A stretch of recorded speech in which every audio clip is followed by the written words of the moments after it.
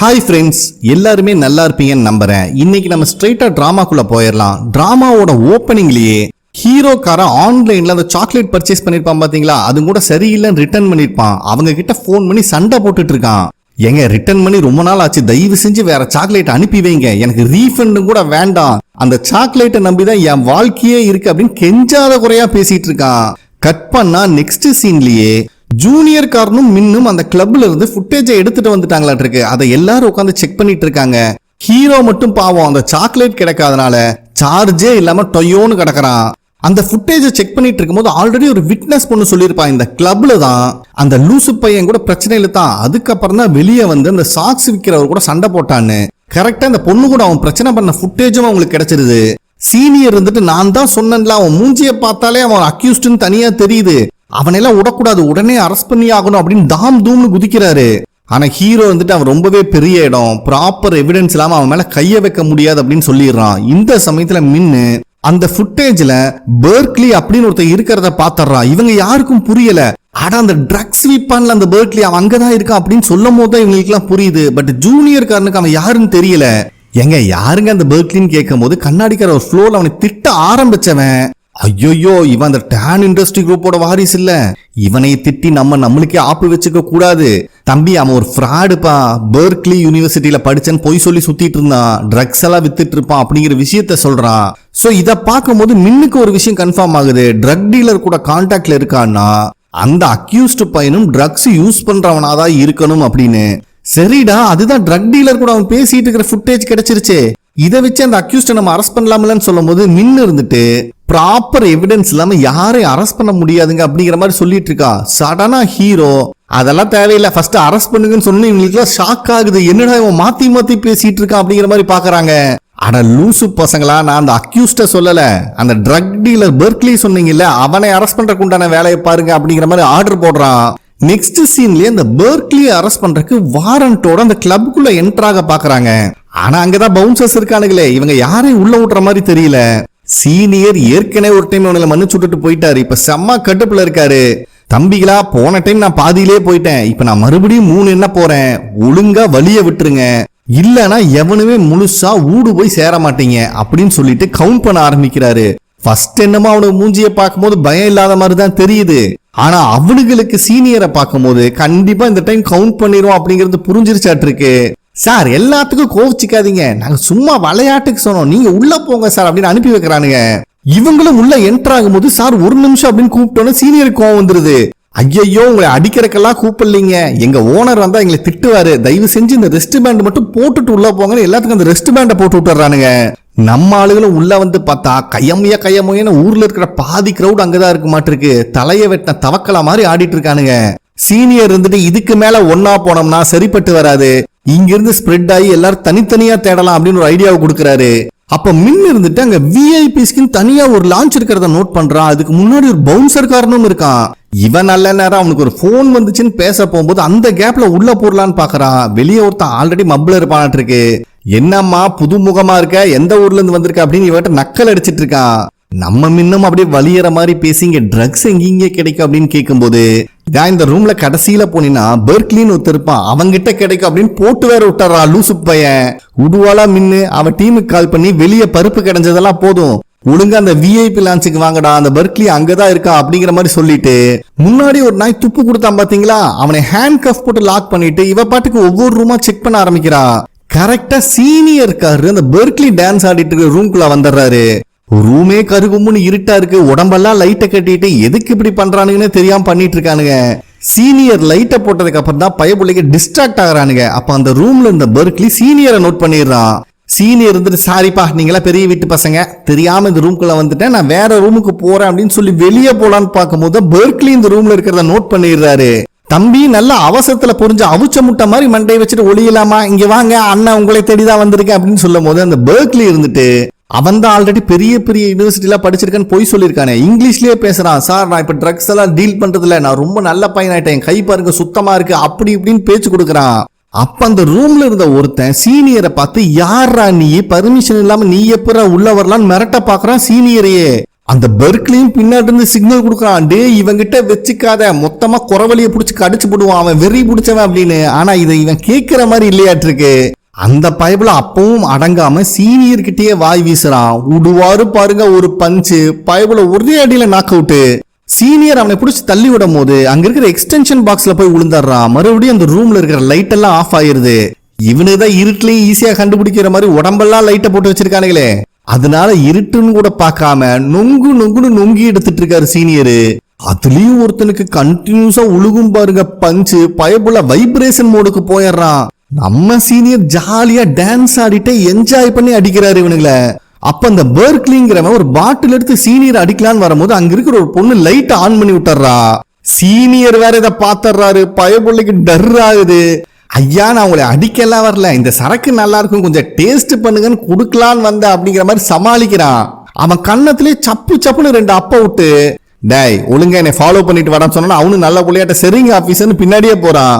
அதுக்கப்புறம் அவனை ஸ்டேஷனுக்கு கூப்பிட்டு வந்து சீனியர் தான் அவனை இன்வெஸ்டிகேட் பண்ண ஆரம்பிக்கிறாரு. எடுத்த உடனே இந்த சஸ்பெக்ட் இருப்பான் பாத்தீங்களா, அவனோட போட்டோவை காட்டி இவனுக்கு நீ ட்ரக்ஸை சேல்ஸ் பண்ணையா அப்படிங்கிற மாதிரி கேட்கிறாரு. ஆனா அந்த பெர்க்லி இருந்துட்டு, சார் என்னை தயவு செஞ்சு விட்டுருங்க, இவன் ரொம்ப பெரிய இடம், இவனை நான் காட்டி கொடுத்தேன்னு தெரிஞ்சதுன்னா என்னை கைமா பண்ணிடுவான், அவன் ரொம்ப ரொம்ப மோசமானவன் அப்படிங்கிற மாதிரி கெஞ்சறான். கடுப்பான சீனியர், தம்பி அண்ணனோட லெஃப்ட் ஹேண்ட பார்த்து இல்ல, அவன் கைமாதான் பண்ணுவான், கஸ்மால உன்னை மொத்தமா முடிச்சு விட்டுருவேன், ஒழுங்கு மரியாதையா உண்மையா சொல்லு அப்படின்னு மிரட்டுறாரு. அவன் நடுநடுங்கி உட்காந்துட்டு இருக்கான். நெக்ஸ்ட் சீன்லயே அந்த சஸ்பெக்ட் காரன் கல்ஃப் விளையாண்டு இருக்கான். பார்த்தா ஆப்போசிட்லயே சீனியரும் கண்ணாடிக்காரனும் வராங்க. இவனுக்கு தான் ஆல்ரெடி சீனியர் நல்லாவே தெரியுமே. உங்களுக்கு என்னதான்ப்பா பிரச்சனை, என்னையே வம்பிழுத்துட்டு இருக்கீங்க அப்படிங்கிற மாதிரி கேட்கும் போது கண்ணாடிக்காரர் இருந்துட்டு, தம்பி இந்த டைம் அரெஸ்ட் வாரண்டோட வந்திருக்கோம், நீ ட்ரக்ஸ் யூஸ் பண்ண குற்றத்துக்காக அப்படிங்கிற மாதிரி சொல்றாரு. இவன் கையில இருக்க கல்ஃப் பேட் எடுத்து அடிக்க போயிடுறான். 2 பேரும் ஒரு நிமிஷம் டர் ஆயிடுறாங்க. இந்த கேப்பை யூஸ் பண்ணி அந்த சஸ்பெக்ட் காரன் தலைதறிக்க ஓடுறான். இவங்களும் விடாம விரட்டுன்னு விரட்டுறாங்க. அப்ப அங்க இருக்கிற ஒரு வண்டி எடுத்துட்டு அதுல எஸ்கேப் ஆகுறான். இவங்க 2 பேர் பின்னாடியே நின்று இருந்த வண்டி எடுத்துட்டு போலான்னு பார்த்தா வண்டி ரிவர்ஸ்ல போகுது. அதுல கீர் எங்க இருக்குன்னு உங்களுக்கு தெரியல. சீனியர் பதட்டத்துல எதையோ பண்றேன்ட்டு இருக்கிற பட்டனையும் உடச்சு விட்டுறாரு. இப்ப வேற வழி இல்லாம ரிவர்ஸ்லயே அவன் காரை ஃபாலோ பண்ணிட்டு வராங்க. இந்த காரோட ஸ்பீடுக்கு இவனுக்கு விரட்டி போனாலும் கூட புடிச்சிடலாம் இருக்கு, அவ்வளவு ஸ்லோவா போயிட்டு இருக்கு.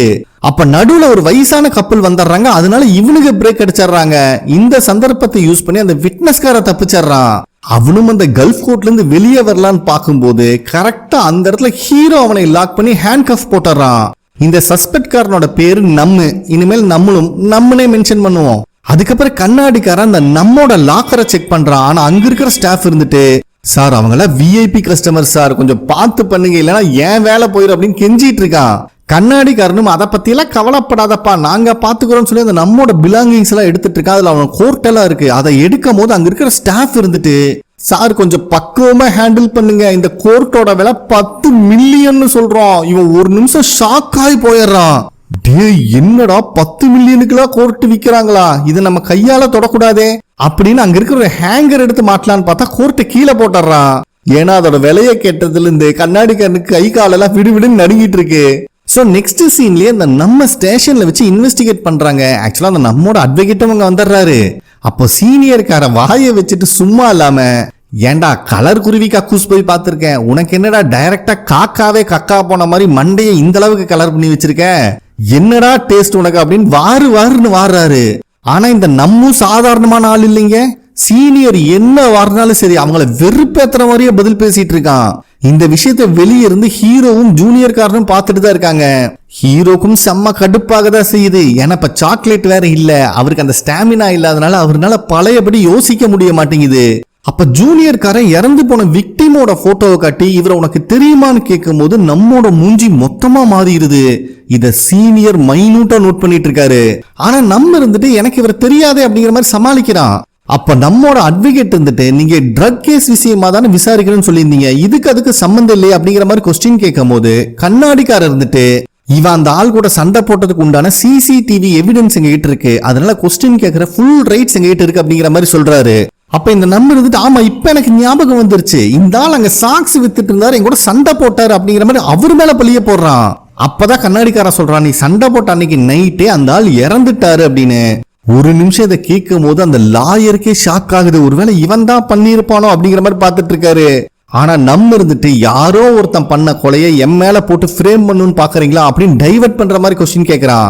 இதுக்கு மேல பேச விட்டா சரிப்பட்டு வராதுன்னு லாயர் இருந்துட்டு இந்த கேஸ் சம்பந்தமான கொஸ்டினுக்கெல்லாம் என்னோட கிளைண்ட் ஆன்சர் பண்ணணும்னு அவசியம் இல்ல, அதையும் மீறி உங்களுக்கு பதில் வேணும்னா ப்ராப்பரான எவிடன்ஸோட வாங்க அப்படிங்கிற மாதிரி லாயர் சொல்லிடுறாரு.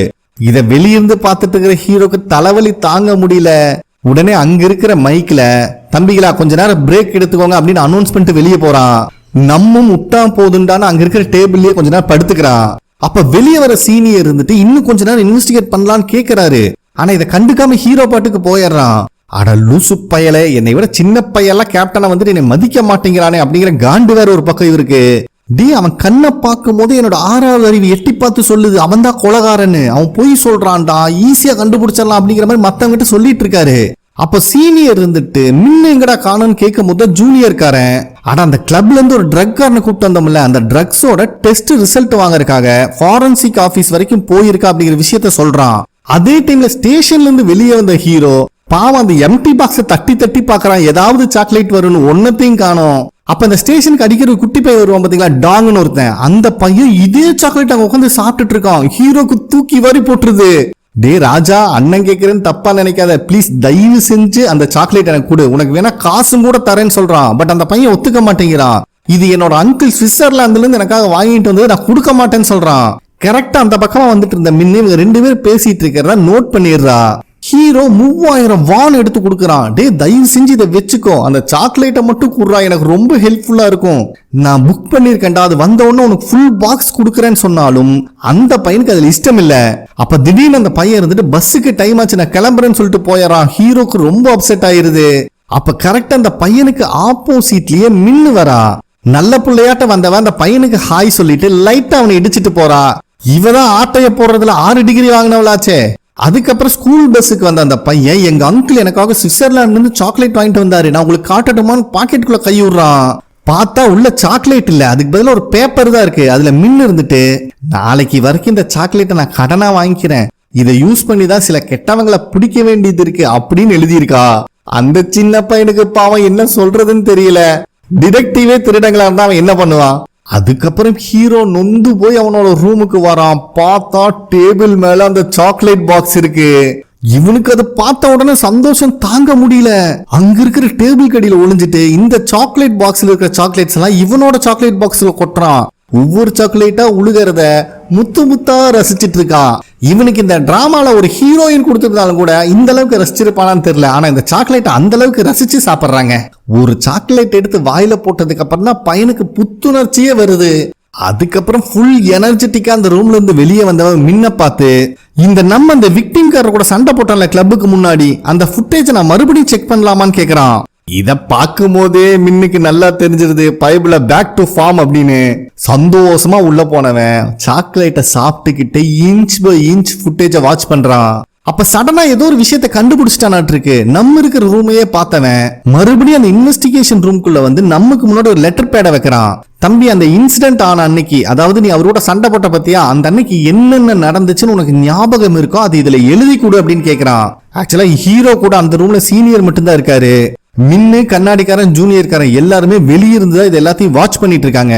அப்ப இந்த நம்பர் இருந்துட்டு நீங்க கேட்கறதெல்லாம் எழுதி கொடுக்கணும், எனக்கு என்ன அவசியமாடான்னு சொல்லிட்டு அங்க இருக்கிற சேரையெல்லாம் உதச்சு பிரச்சனை பண்றான்.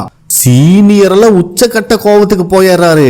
டே நீ எல்லாம் பச்சாடா, சொல்றத கேளு, தயவு செஞ்சு உட்காந்து சொல்ற வேலையை மட்டும் பண்ணு அப்படிங்கிற மாதிரி சொல்றாரு. ஆனா இந்த அப்பங்காசுல கொடுத்து திரியறவனுக்கு அடங்கவே மாட்டானுங்களாட்டு இருக்கு. அவன் சீனியரை பார்த்து குள்ளா போட்ட கொரிலா மாதிரி இருந்துட்டு என்னையெல்லாம் கண்ட்ரோல் பண்ண ட்ரை பண்ணாத அப்படின்னு ஒரு லூஸ்டா கூட்டுறான். சீனியருக்கு சமகாண்டாயிருது. டே யார பாத்துடா கொரிலான்னு சொன்னு அவனை அடிக்க போயிடுறாரு. ஹீரோவும் அந்த நம்மோட அட்வொகேட் தான் தடுத்துட்டு இருக்காங்க. அதுக்குள்ளேயே நம்ம டீமை சேர்ந்த மத்த எல்லாரும் உள்ள வந்துடுறாங்க. ஒரு கட்டத்துல சீனியர் கட்டுப்புல அவன் மேல கைய வைக்கலான்னு போகும்போது கண்ணாடிக்காரர் இருந்துட்டு சார் பார்த்து அவன் போட்டிருக்கிற கோர்ட்டோட விலை 10 மில்லியன் அப்படின்னு சொன்ன உடனே கை அப்படியே ஸ்டன் ஆகி காத்துலயே நின்றுது. இத நம்ம நோட் பண்ணிடுறான். டே வா முடிஞ்சா புடிச்சு பாரு, என் கோர்ட்ல கைய வச்சு பாரு அப்படின்னு ரொம்ப பிளாக்மெயில் பண்ணி அநியாயத்துக்கு வம்பிழுக்கிறான். இவனுங்க எல்லாம் உறைஞ்சு போய் நின்னுட்டு இருக்கும் போது திடீர்னு ஜூனியர்காரன் வந்து வெப்பாம் பாருங்க கைய.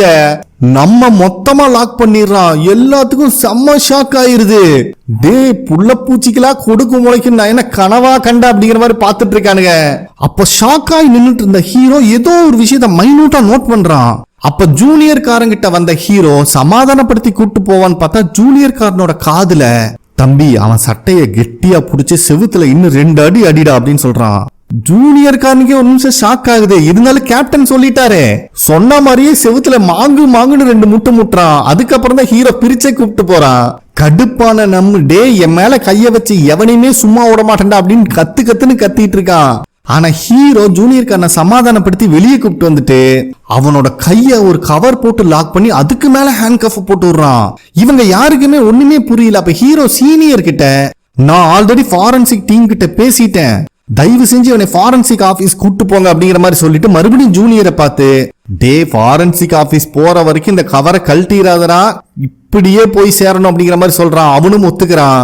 அப்ப மின் இருந்துட்டு நம்ம என்னதான் பண்றது, ரொம்ப நேரம் அவனை ஸ்டேஷன்ல வச்சிருக்க முடியாது இல்ல அப்படின்னு கேட்கும்போது, இப்பத்துக்கு அவனை ரிலீஸ் பண்ணுமா அப்புறம் பாத்துக்கலாம் அப்படிங்கிற மாதிரி ஹீரோ சொல்லிடுறான்.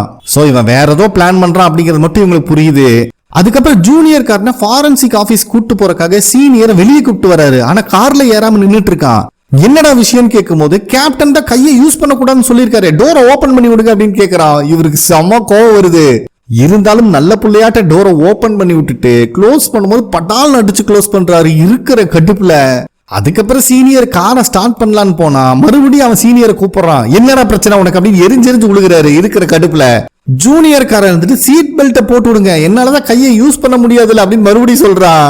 இவருக்கு கடுப்பாகுது, இவனுக்கெல்லாம் நம்ம சேவை பண்ணுமா அப்படின்னு. இருந்தாலும் மனசை தேத்திக்கிட்டு சீட்டு பெல்ட்டை போட்டு விடும் போது, ஐயோ பார்த்தாங்கெல்லாம் தொடாதீங்க கூச்சமா இருக்கு அப்படின்னு சொல்றான். அட இளவெடுத்தவனே, இங்க பாரு, நான் ஆம்பளை பசங்களை தொட்டே பேச மாட்டேன், தயவு செஞ்சு நீ காண்டேத்தரவளை வச்சுக்காத, ஒழுங்கு மரியாதையா ஃபாரன்சிக் ஆபீஸ் போற வரைக்கும் வாயை திறக்காம வரணும் அப்படின்னு மிரட்டிட்டு வண்டி எடுக்கிறாரு. அதுக்கப்புறம் இவங்க கார்ல போயிட்டு இருக்கும் போது அவன் இருந்துட்டு சீனியர் சீனியர் அப்படின்னு கூப்பிடுறான்.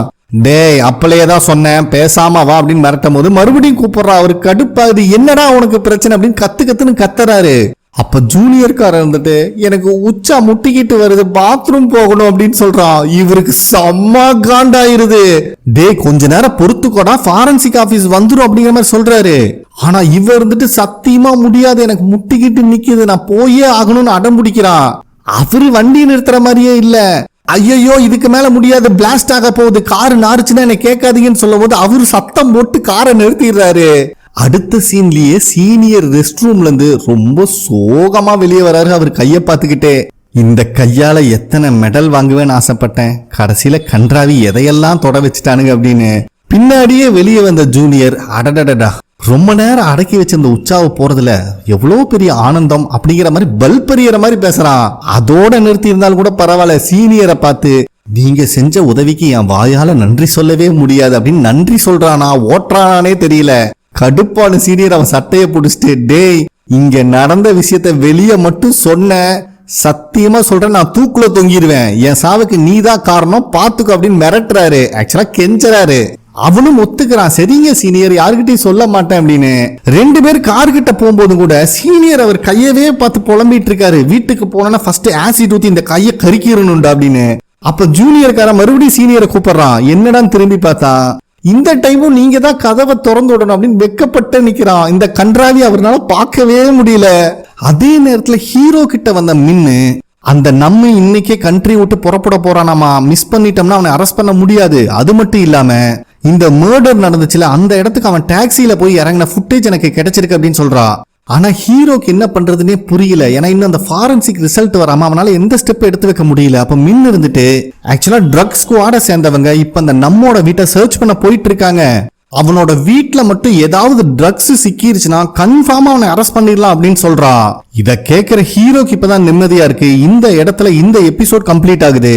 ஓகே ஃப்ரெண்ட்ஸ், கண்டிப்பா உங்களுக்கு பிடிச்சிருக்கும் நம்புறேன். நெக்ஸ்ட் எபிசோட்ல மீட் பண்ணலாம். நன்றி.